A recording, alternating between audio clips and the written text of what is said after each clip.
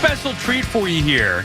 BT and I had the opportunity yesterday to interview somebody who I really never even thought I would ever want to or ever could interview, BT, in Macaulay Culkin. Isn't it a weird one for us? My kids were pumped up. I was pretty pumped up, too. He's awesome, man. 'Tis the season, me too. But I'm like, wow, Macaulay Culkin. He's going to do a nostalgic night with Macaulay Culkin following a screening of the classic film Home Alone at NJ Pack. This is Friday, December 13th at 7 p.m. So check it out, njpack.org. Tickets are available. So we had the chance to talk, and like the whole thing with the interview, we had to stay yesterday late to tape it. Yep. But for him, well, yeah, you know what? It could be fun. The people, it was like a real like Hollywood type scene. We're gonna patch Macaulay through on the line to you guys right now. You have 5 minutes and 30 seconds. I'm like, what the hell? What is going on? Yeah. We'll take it as long as we need. Just put them on. But it was fun. So listen in on the conversation we had with Macaulay Culkin yesterday. Have you fully embraced how much you and the Home Alone movie mean to people? It's really hard for me to have perspective because I only have my perspective, uniquely mine. So I know how I have a comprehension at least of how it makes people feel. Mm-hmm. But also I know how it makes me feel just as just the kid that was in it. But I know how it makes me feel when I show it to my kids.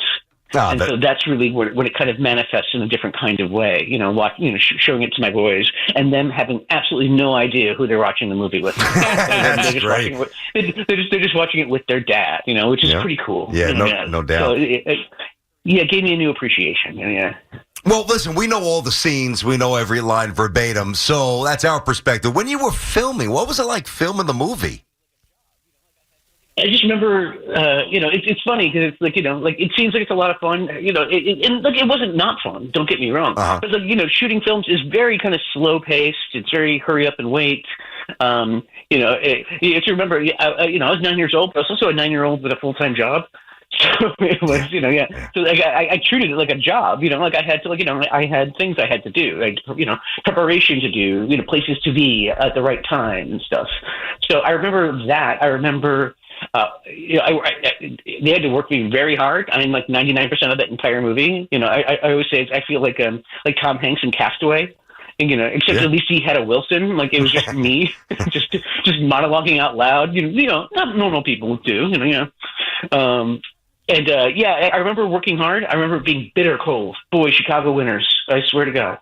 I remember those kind of things. Uh-huh. But I remember just being a professional and like I said, finding my light, hitting my marks, knowing my lines. I remember that stuff. You have a favorite scene?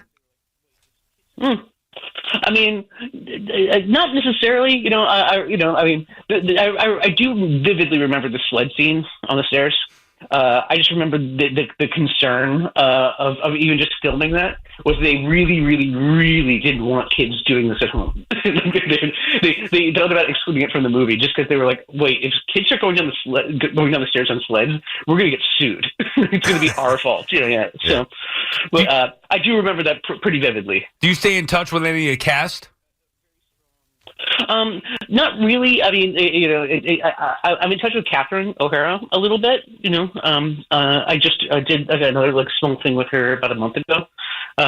It's always great to see her. Every time we see each other, I go, Mama, and she goes, Son, and she goes. We have a very strong connection and affection for each other. Something. Otherwise, yeah, otherwise not really. How many friends do you still have from when you were 9 years old? Yeah, exactly. And it's something, Macaulay, that normal human beings, we just can't understand, the majority of us. You have had to live your life like this. What is it like to have the majority of people always look at you as that little kid from that movie, Home Alone?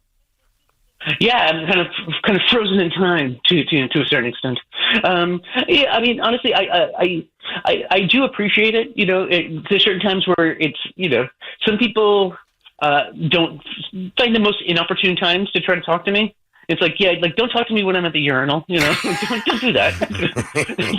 It just seems like etiquette, there's things like that. Yeah. And also I try to keep, I don't do any of this kind of stuff in front of my kids when it comes to, fantasy stuff. Like take a picture with me. I'm with my kids. I want my kids to, but to feel like their papa is normal for as long as they possibly can, because that's going to go away at some point. Yeah, we all get weird as dads. Yep.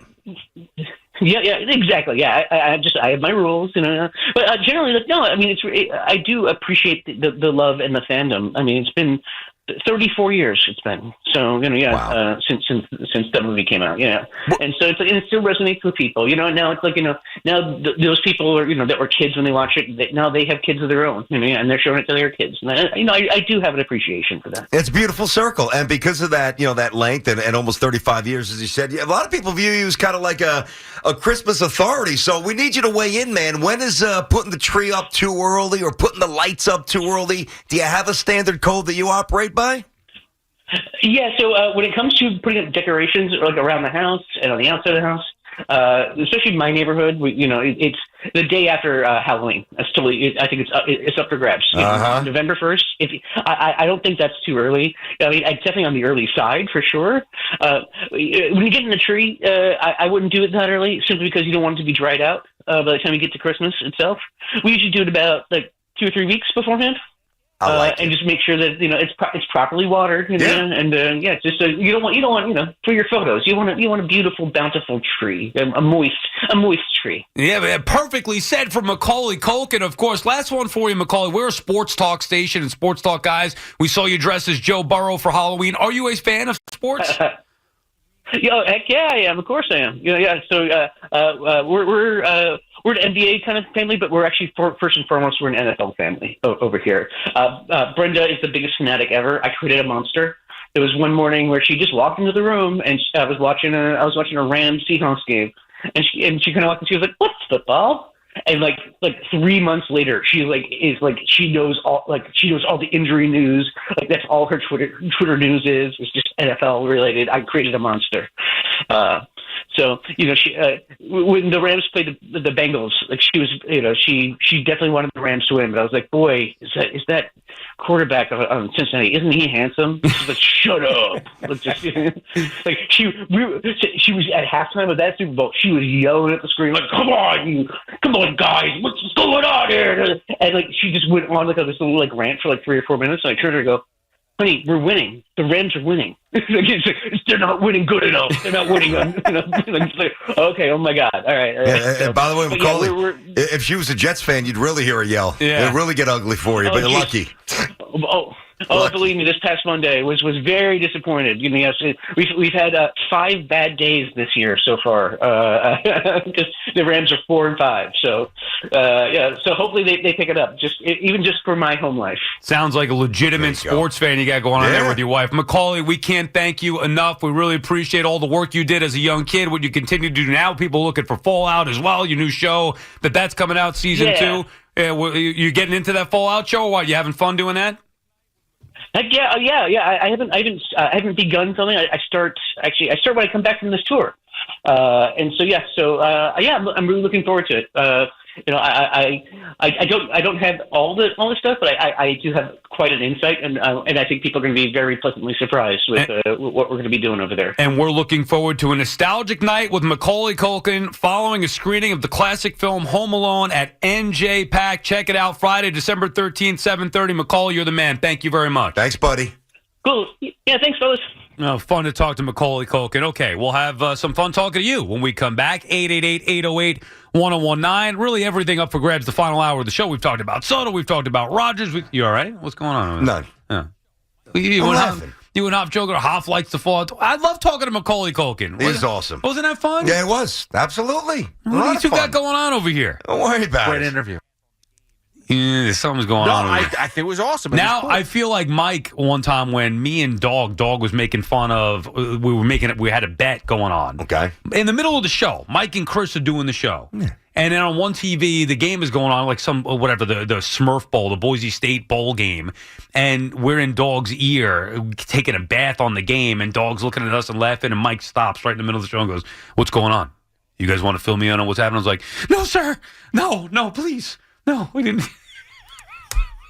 I'm telling you, dude. I don't know why Mike scared you so much, man. He wouldn't scare you? No. In that spot? I know it's easier for me to say it now. When you're younger, you're working your way up. I get it, but Not as much as Between that and Imus, the time Imus came in, This guy's running over.